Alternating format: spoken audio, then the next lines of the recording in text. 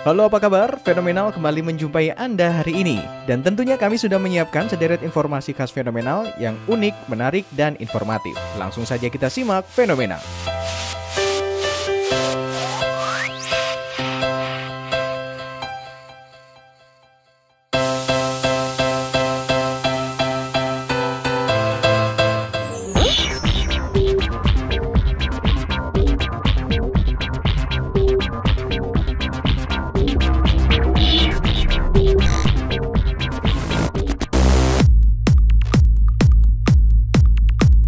Fenomenal kali ini akan kami awali dengan informasi seputar penulis terkaya di Indonesia. Ini dia.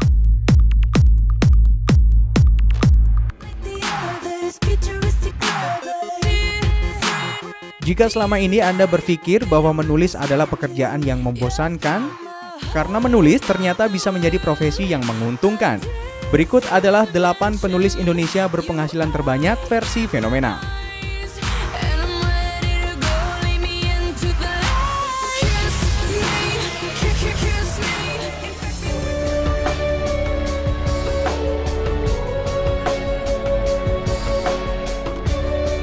Yang pertama, Andrea Hirata. Andrea Hirata adalah penulis sukses bestseller Laskar Pelangi dan beberapa buku lainnya seperti Sang Pemimpi, Maria Mahkarpov.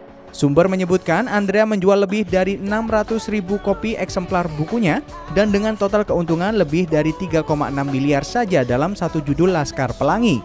Bila ditambah dengan beberapa bukunya yang mencetak bestseller, mungkin bisa Anda bayangkan sendiri berapa penghasilan pria asal Belitung ini. Bonus tambahannya, ia menjual karyanya dengan harga 25 juta untuk difilmkan, Laskar Pelangi dan Sang Pemimpi.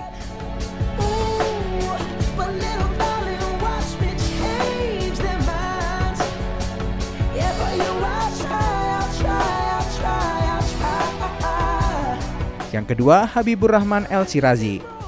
Hampir semua karya-karya Habibur Rahman yang berupa novel maupun mini novel bestseller.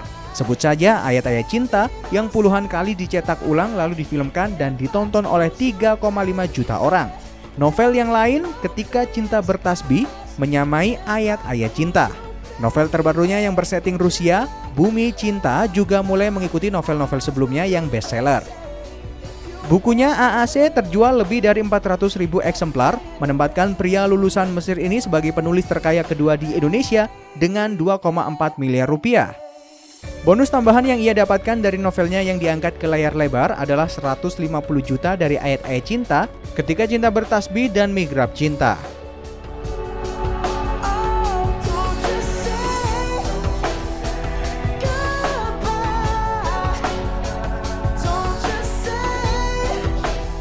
Yang ketiga, Mirawe. Penulis yang paling produktif dalam 20 tahun terakhir dengan buku-buku fenomenalnya seperti Cinta Sepanjang Amazon, menempatkan penulis yang juga dokter umum ini berada di peringkat ketiga penulis terkaya di Indonesia. Mirawe melahirkan lebih dari 20 novel bestseller yang diperkirakan memberikan keuntungan lebih dari 2 miliar dari bukunya tersebut.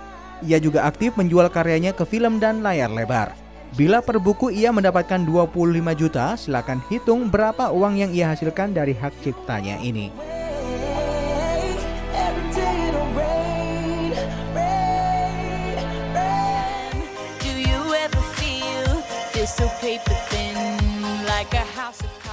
Yang keempat, Dewi D. Lestari. D adalah salah satu penulis yang cukup fenomenal. Kehadiran supernovanya yang terkesan rumit banyak digemari penikmat sastra di Indonesia.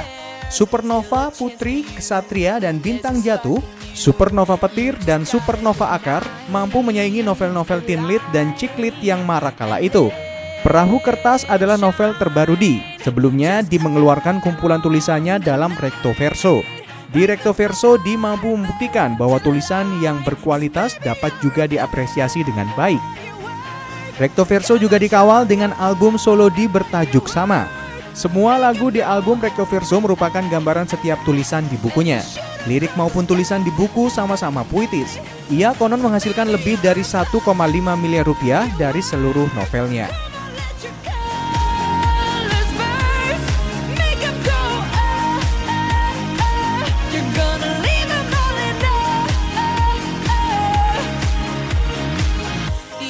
Yang kelima, Agnes Davonar.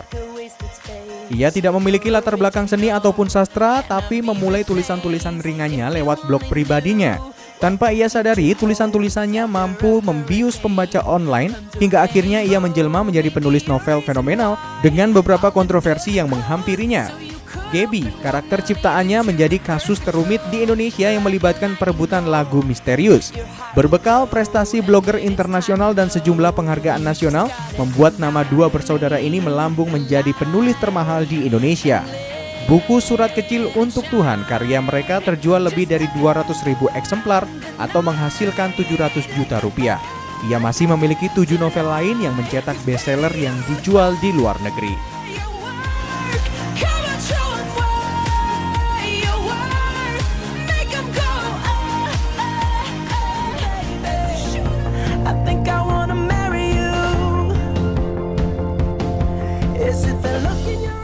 Yang keenam, Raditya Dika. Sama halnya dengan Agnes Davonar, Raditya Dika memulai karirnya sebagai seorang blogger dan berhasil menempatkan dirinya sebagai penulis terkaya ke-6 di Indonesia lewat novel Kambing Jantannya yang fenomenal. Walau film adaptasi novelnya gagal di pasaran, tapi buku-bukunya tetap menjadi terfavorit dan mendapatkan lebih dari 500 juta keuntungan pribadi yang membuat pria yang bekas mantan pacar Sherina ini sebagai penulis muda beruntung. Ia juga menjadi artis yang sukses dengan beberapa iklan dan tampil dalam acara televisi.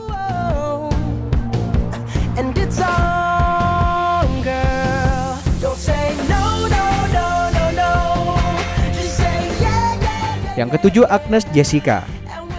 Dia adalah seorang guru matematika yang kemudian berhenti mengajar dan memutuskan karirnya menjadi seorang penulis. Ternyata pilihannya tidak salah. Ia menjadi penulis yang aktif hingga nyaris menerbitkan 1 bukunya setiap bulan. Terkenal akan karyanya Sepatu Kaca, menempatkan dirinya dengan pendapatan lebih dari 400 juta keuntungan pribadi dan belum termasuk hak cipta film untuk karyanya.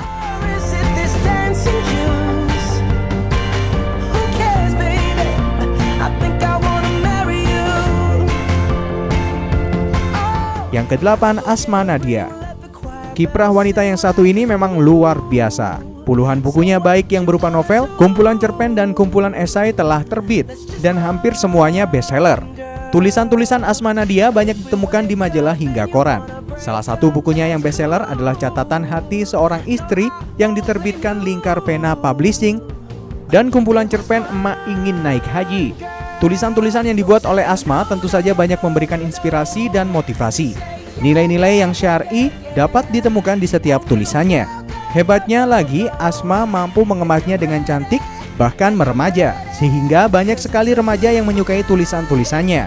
Konon ibu muda ini mengumpulkan lebih dari 300 juta dari karyanya yang beredar dan beberapa hak cipta film untuk novelnya.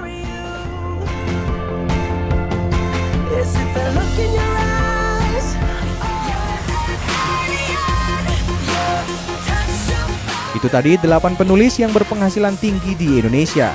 Semoga semakin banyak generasi muda yang berbakat seperti mereka yang mampu memberikan sebuah karya yang menakjubkan.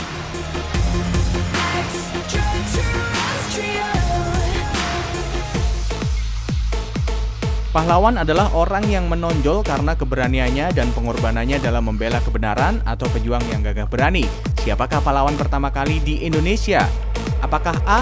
Abdul Muiz, B. Raden Imam Bonjol, atau C. R.A. Kartini? Temukan jawabannya sesaat lagi, tetaplah di Fenomenal.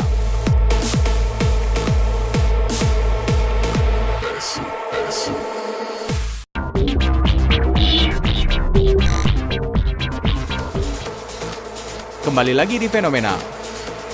Apakah Anda sudah menemukan jawabannya? Jawaban yang benar adalah A. Abdul Muiz. Pria kelahiran Sungai Puar, Sumatera Barat 3 Juli 1883 ini merupakan tokoh pertama yang ditetapkan pemerintah sebagai pahlawan nasional pada tahun 1956. Presiden Soekarno menyematkannya gelar pahlawan berkat sepak terjang pujangga itu dalam mendesak pemerintah kolonial Belanda untuk memberi kemerdekaan pada Indonesia. Lewat Sarekat Islam, Abdul Muiz mengajak anggotanya untuk mempersiapkan langkah kekerasan untuk merebut kemerdekaan jika jalan damai terus gagal. Dia memimpin demonstrasi besar di Yogyakarta pada 1922. Gentar akan kepemimpinannya, Belanda menangkap Abdul Muiz dan membuangnya ke Garut, Jawa Barat. Dia menetap di Jawa Barat sampai hari terakhirnya 17 Juni 1959. Berikutnya kami memiliki informasi tentang 7 sejarah pertempuran di Indonesia. Ini dia.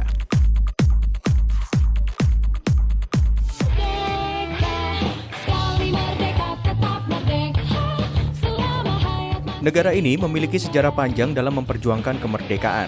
Setelah dijajah Belanda selama 350 tahun, kemudian dilanjutkan dengan penjajahan Jepang selama 3,5 tahun, barulah Indonesia memproklamirkan kemerdekaannya.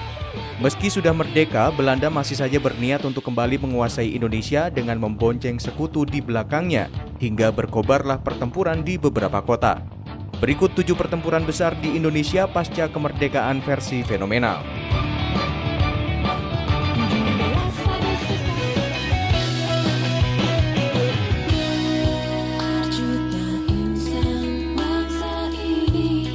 Yang pertama, pertempuran Surabaya 10 November 1945.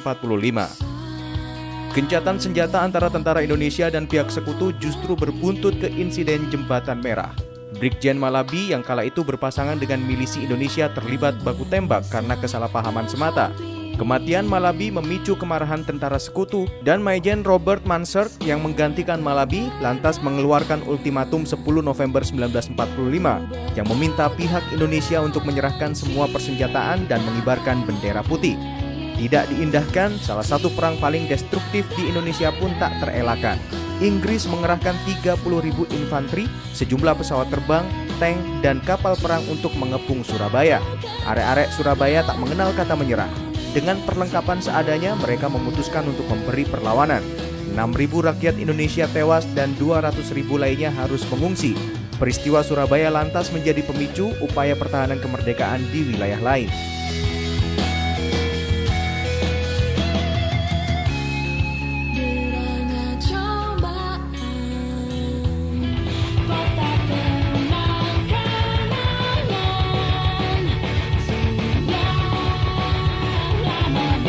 Yang kedua, pertempuran Bandung Lautan Api. Peristiwa Bandung Lautan Api adalah peristiwa kebakaran besar yang terjadi di kota Bandung, Provinsi Jawa Barat, Indonesia pada 24 Maret 1946. Dalam waktu 7 jam, sekitar 200.000 penduduk Bandung membakar rumah mereka, meninggalkan kota menuju pegunungan di daerah selatan Bandung. Hal ini dilakukan untuk mencegah tentara sekutu dan tentara Nika Belanda untuk dapat menggunakan kota Bandung sebagai markas strategis militer dalam Perang Kemerdekaan Indonesia.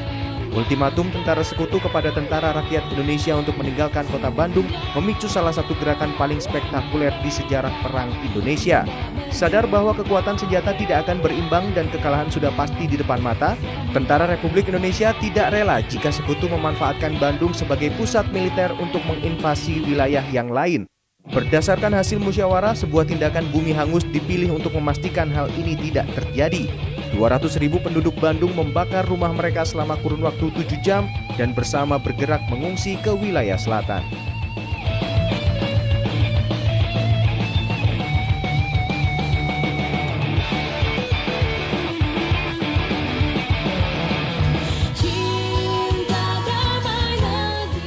Yang ketiga, pertempuran Operasi Trikora Irian Barat.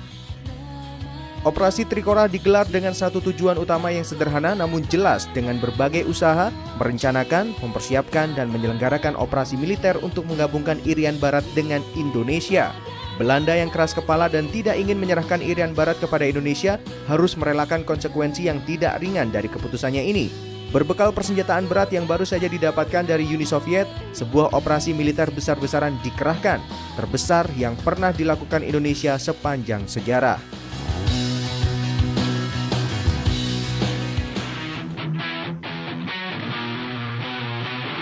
Yang keempat, serangan umum 1 Maret 1949 Yogyakarta. Indonesia semakin berani ketika perlengkapan senjata dan koordinasi militernya yang masih muda mulai menunjukkan potensi pertahanan yang cukup kuat. Belanda yang kala itu sedang menjajal usaha invasi keduanya datang seolah tak terbendung. Namun TNI tak tinggal diam. Sebuah rencana serangan disusun untuk menunjukkan bahwa Indonesia tidak hanya memiliki sebuah kemampuan sebuah negara berdaulat, tetapi juga eksistensi badan militer. Yogyakarta dipilih sebagai ajang pembuktian. Selain sebagai ibu kota, Yogyakarta kala itu juga memuat banyak wartawan asing yang signifikan untuk publisitas dan memperkenalkan Indonesia.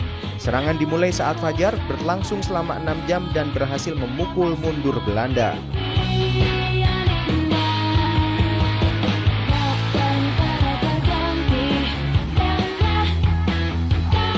Yang kelima, pertempuran Laut Aru. Tidak diragukan lagi, perang laut paling dramatis yang pernah terjadi di Indonesia adalah pertempuran Laut Aru yang merupakan bagian dari Operasi Trikora. 3 kapal perang tempur Indonesia yang ditugaskan melakukan operasi penyusupan yaitu RI Macan Tutul, RI Macan Kumbang, dan RI Harimau harus berhadapan dengan sebuah takdir buruk. Operasi yang seharusnya berjalan rahasia ini ternyata terendus oleh pihak otoritas Belanda. Mereka mengirimkan 2 kapal jenis destroyer dan pesawat tempur untuk menenggelamkan ketiga kapal perang Indonesia. Namun dengan heroiknya, RI Macan Tutul memutuskan untuk maju dan mengalihkan perhatian musuh, memberikan kesempatan kepada kedua kapal yang lain untuk melarikan diri. Komodor Yos Sudarso wafat dalam pertempuran ini.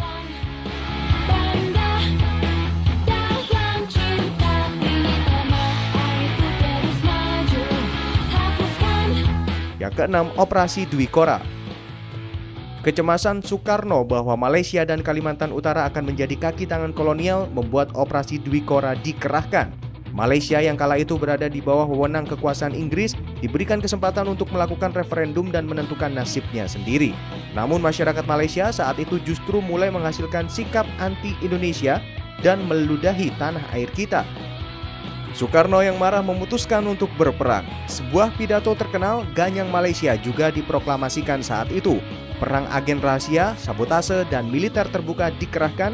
Indonesia harus melawan 3 negara sekaligus yaitu Malaysia, Inggris, dan Australia.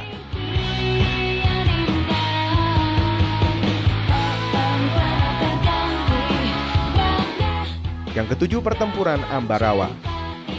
Sekutu memang tidak pernah berhenti berulah. Kedatangan awal di Semarang untuk semata mengurus tahanan perang Jepang justru berbuntut menjadi kekacauan. Rakyat marah ketika melihat para tahanan yang sebagian besar merupakan ex-tentara Belanda ini justru dipersenjatai. Serangan dilancarkan oleh Tentara Keamanan Rakyat yang berhasil memukul mundur pasukan sekutu hingga mereka terpaksa bertahan di kompleks gereja.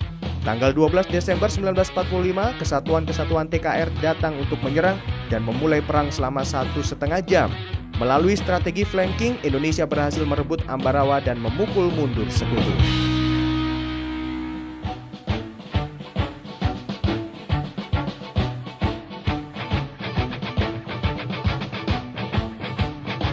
Jangan sekali-kali melupakan sejarah, itulah pesan Presiden Soekarno. Kemerdekaan yang sudah diraih dengan pengorbanan dari para pejuang sudah sepatutnya kita pertahankan. Di era modernisasi seperti sekarang ini, penjajahan tidak lagi melalui angkat senjata. Penjajahan ekonomi, penjajahan ideologi, penjajahan jati diri bangsa merupakan cara yang sering digunakan negara adidaya untuk menaklukkan bangsa lain.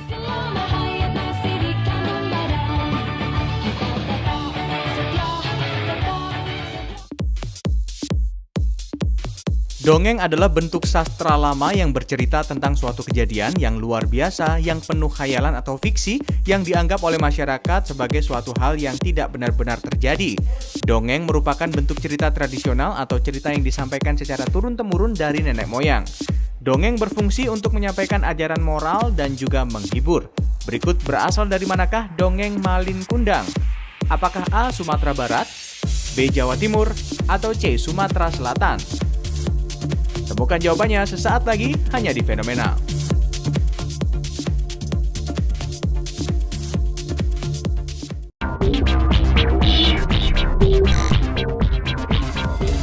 Kembali lagi di Fenomenal. Apakah Anda sudah menemukan jawabannya? Jawaban yang benar adalah A. Sumatera Barat. Sumatera Barat adalah salah satu provinsi di Indonesia yang terletak di Pulau Sumatera dengan Padang sebagai ibu kotanya. Sesuai dengan namanya, wilayah provinsi ini menempati sepanjang pesisir barat Sumatera bagian tengah dan sejumlah pulau di lepas pantainya seperti Kepulauan Mentawai. Dari utara ke selatan, provinsi dengan wilayah seluas 42.297,30 km ini berbatasan dengan 4 provinsi, yaitu Sumatera Utara, Riau, Jambi, dan Bengkulu. Sumatera Barat berpenduduk sebanyak 4.846.909 jiwa, dengan mayoritas beretnis Minangkabau yang seluruhnya beragama Islam. Berikutnya kami memiliki informasi mengenai 7 dongeng yang nyata. Ini dia.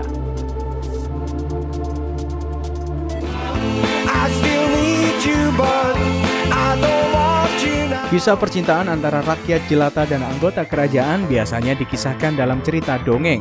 Dan jika sudah berbicara mengenai dongeng, tentu saja tidak bisa dilepaskan dari sosok seorang pangeran. Mungkin Anda sering menghayal jika dongeng tersebut dapat diwujudkan dalam kehidupan nyata. Dan memang benar, kisah percintaan antara rakyat jelata dan anggota kerajaan juga terjadi di beberapa negara yang menganut sistem monarki atau kerajaan. Berikut adalah 7 dongeng yang menjadi kenyataan versi fenomenal.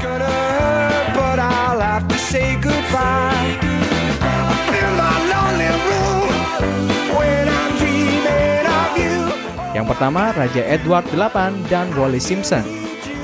Raja Edward ke-8 menciptakan sensasi besar tatkala ia memutuskan untuk menikahi wanita biasa dari rakyat jelata.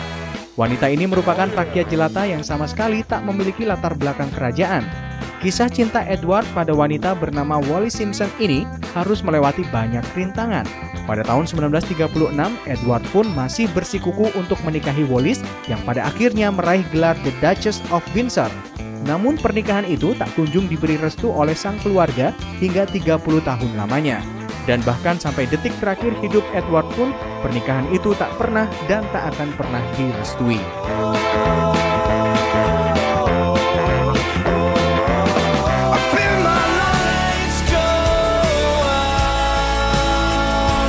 Yang kedua, Pangeran Harold dan Sonya Harlatsen. Kisah yang satu ini benar-benar akan mengingatkan Anda terhadap dongeng Cinderella yang sangat terkenal. Sonya Harlatsen lahir dari anak seorang pedagang kayu di Oslo pada tahun 1937. Ia pun pada akhirnya bertemu dengan Pangeran Harold di sebuah pesta pada tahun 1959.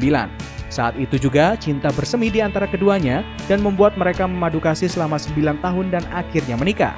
Namun sudah pasti hubungan mereka harus dirahasiakan karena perbedaan status yang tak akan pernah dipersatukan. Namun pernikahan mereka yang dilaksanakan di tahun 1968 itu pun membuahkan hasil. Akibat pembuktian Sonya terhadap pengabdiannya kepada rakyat, ia pun benar-benar pantas menyandang gelar ratu pertama di Norwegia. Dan keduanya dikaruniai seorang putri sekaligus seorang putra.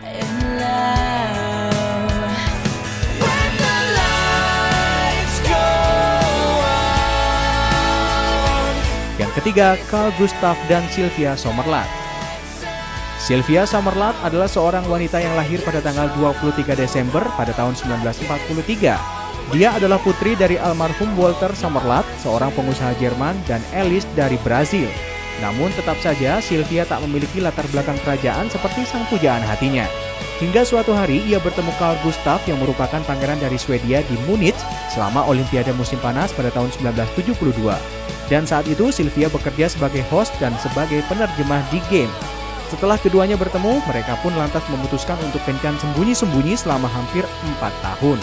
Hingga pada akhirnya, Carl Gustaf dan Sylvia menikah pada tahun 1976 dan memiliki 3 anak. Sylvia pun lantas menjadi sangat populer karena kemampuan multibahasa dan karisma yang ia miliki. Bahkan komitmennya sebagai Ratu Swedia dapat dibuktikan melalui pengabdiannya kepada masyarakat.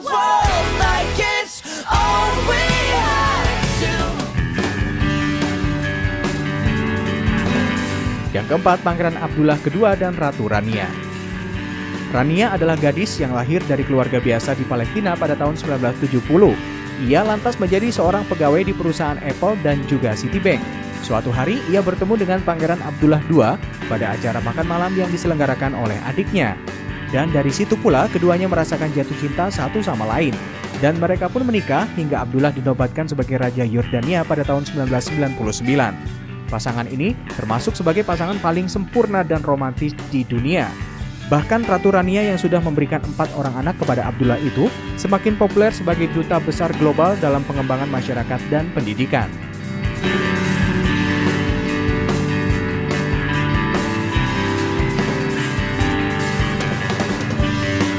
Yang kelima, Pangeran Henry dan Maria Theresa Mestre. Maria Theresa Mestre merupakan anak yang lahir dari keluarga kaya namun tak memiliki latar belakang kerajaan. Ia bertemu Grand Duke of Luxembourg, Pangeran Henry, saat sedang duduk di bangku kuliah. Keduanya pun lantas jatuh cinta dan menikah pada tahun 1981. Dan pernikahan ini pun menuai banyak kontra dari keluarga Henry. Meskipun demikian, pada tahun 2000, Maria Theresa menjadi Grand Duchess of Luxembourg ketika Pangeran Henry menjadi Grand Duke of Luxembourg. Mereka dikaruniai 5 orang anak, sementara Maria Theresa melakukan tugasnya dalam hal kemanusiaan dan isu-isu sosial melalui beberapa organisasi.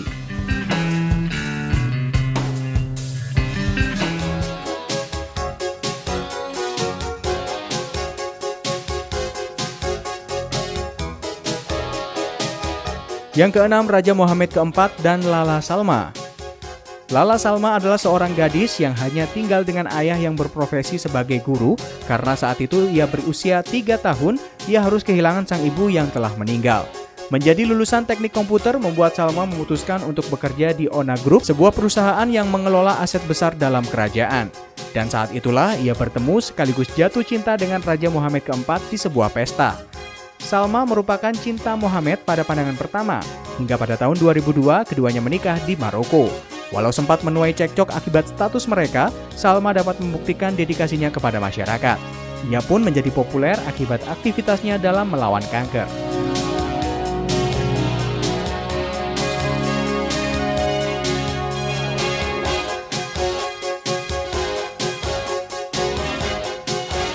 Yang ketujuh, Pangeran Felipe dan Letizia. Saat itu sedang terjadi musibah, yakni tenggelamnya kapal tanker minyak Prestige, dan Pangeran Felipe yang merupakan pangeran Spanyol lantas mendatangi lokasi kejadian. Di sanalah ia bertemu dengan seorang reporter wanita cantik, Letizia. Keduanya pun merasa jatuh cinta satu sama lain. Hingga pada akhirnya pada 2004 November, mereka resmi bersatu dalam ikatan janji suci. Dan seperti beberapa kisah sebelumnya, kisah keduanya pun sempat tidak direstui. Namun lambat laun mereka pun mendapat dukungan dari keluarga lengkap dengan kehadiran 2 malaikat cantik mereka.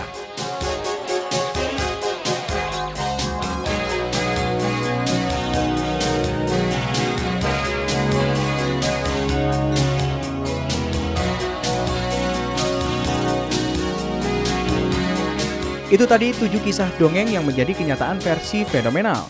Kerajaan pasti mempunyai sejumlah aturan ketat terutama yang menyangkut tentang pernikahan. Mereka yang berhasil memperjuangkan cintanya di tengah aturan kerajaan tentu melewati perjuangan yang tidak mudah. Satu yang bisa kita petik adalah bahwa cinta tidak mengenal kasta dan dapat menembus tembok tebal kerajaan selama kita terus memperjuangkannya.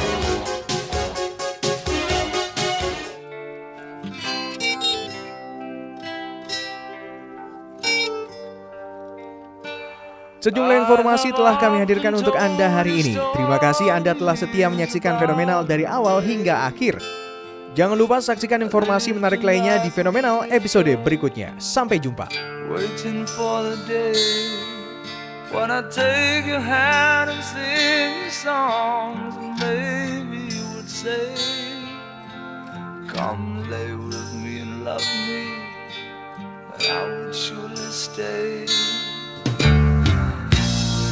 But I feel I'm growing older, and the songs that I have sung echo in the distance like the sound